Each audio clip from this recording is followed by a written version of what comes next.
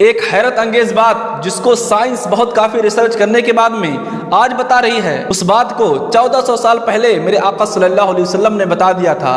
قرآن نے علی الاعلان اس بات کو کہا تھا، اور وہ بات کیا ہے آئیے ہم اس بیان کے ذریعے جانتے ہیں۔ تو اس بیان کو پورا سنیں، اور ہاں اگر پسند آ جائے تو ویڈیو کو لائک کر کے آگے شیئر ضرور کریں۔ میڈیکل والے، سائنس والے بھی جانتے ہیں بچہ پیدا ہونے کے جو پروسیس ہیں، ایمبریولوجی جس کو کہتے ہیں، وہ آج تحقیق کے ساتھ پتہ چل رہے ہیں کہ 9 مہینے بچہ کن کن پوزیشن سے گزرتا ہے۔ لیکن 1400 سال پہلے قرآن میں اللہ تعالیٰ اپنے رسول کو بتا رہا ہے، ثم خلقنا النطفة علقة فخلقنا العلقة مضغة فخلقنا المضغة عظاما فكسونا العظام لحما۔ ڈاکٹروں سے پوچھ لینا، MBBS کیے ہوئے ہوں یا دیگر جو ایمبریولوجی پڑھے ہوئے ہوں، انہیں پتہ ہے بچہ جیسے نطفہ ماں کے رحم میں جاتا ہے اس کے بعد کیا بنتا ہے۔ اس کے بعد وہ نطفہ تھوڑا سا بڑا ہو کر کے چپچپا بنتا ہے، چیونگم کی طرح جس کے اندر چپکنے والی چیز ہو، اور اس کو عربی میں علقہ کہتے ہیں۔ وہ بہو وہی ترجمہ ہے۔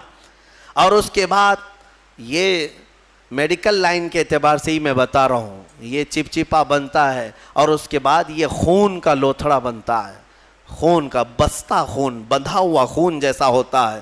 اور اس کے بعد پھر گوشت کا ٹکڑا بنتا ہے، پھر گوشت کے ٹکڑے کے بعد پھر یہ جو ہے ہڈیاں اس کے اندر آنے لگتی ہیں، اور پھر شکل بننے لگتی ہے، اور پھر اس کے بعد اس پر چمڑی آتی ہے، پھر بال آتے ہیں۔ اب قرآن پڑھو تو سمجھ میں آئے گا۔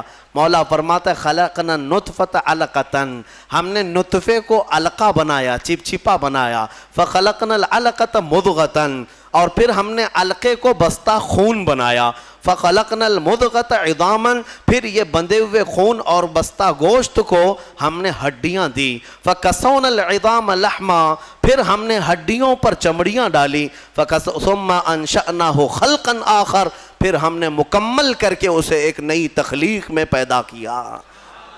میرے عزیزو، قرآن ایک جگہ نہیں، یہ آیتیں 3 سے 4 جگہ قرآن پاک میں پورے پروسیس کے ساتھ ہے۔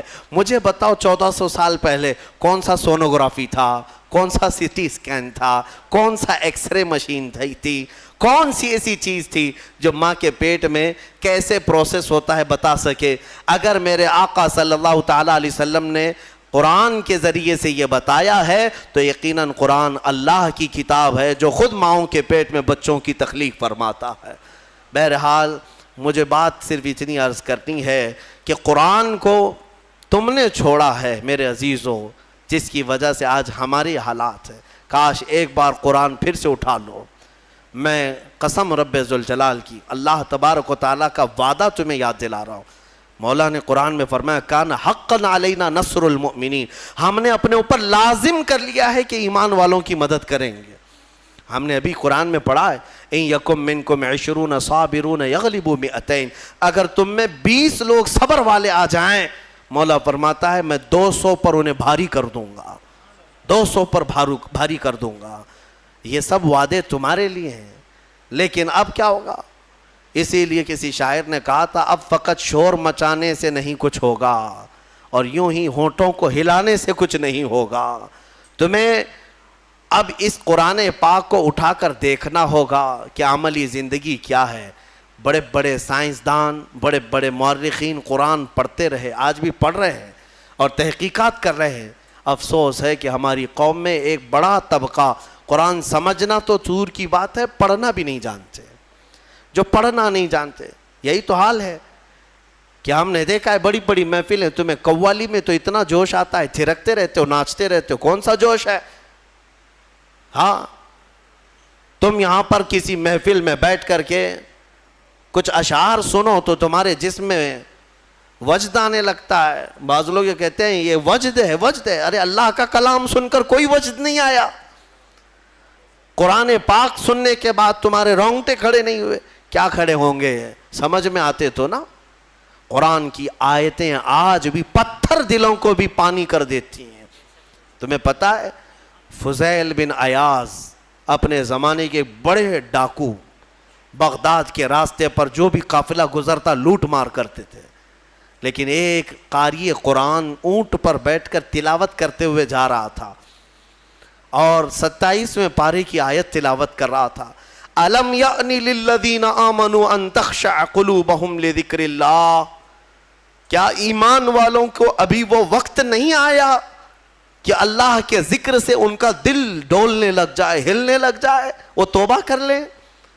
اتنی آیت سنی تھی, فضیل بن عیاض کے ہاتھ کانپنے لگے. کیوں؟ عربی سمجھتے تھے, ڈاکہ زنی کرتے تھے لیکن عربی معلوم تھی. لیکن ایک قاری قرآن سے جب یہ آیت سنی, دل پر ایسے گزرنے لگی, ہتھیار پھینک دیا, ساری چیزیں پھینک دی اور چیخنے لگے, آن لنا ربنا, آن لنا ربنا, اے ہمارے رب, وہ وقت آ گیا, وہ وقت آ گیا, مجھے تو اپنی بارگاہ میں لے لے. اور پھر ایسی توبہ کی, ایسی توبہ کی, اللہ اکبر. اس کے بعد جو ان کی زندگی میں تبدیلی آئی جانتے ہیں؟ فضیل بن عیاض اولیاء کرام کی جماعت میں سند کا نام ہے. آج اتنا بڑا مقام ہے کہ سیدنا غوث اعظم عبد القادر جیلانی رضی اللہ تعالیٰ عنہ بھی ادب کیا کرتے تھے. فضیل بن عیاض کا نام آئے تو وہ کس سے ان کی زندگی بدلی؟ قرآن کی آیت نے بدل دیا. آج بھی قرآن پاک سمجھ جاؤ تو تمہاری آنکھیں بہنے لگ جائیں.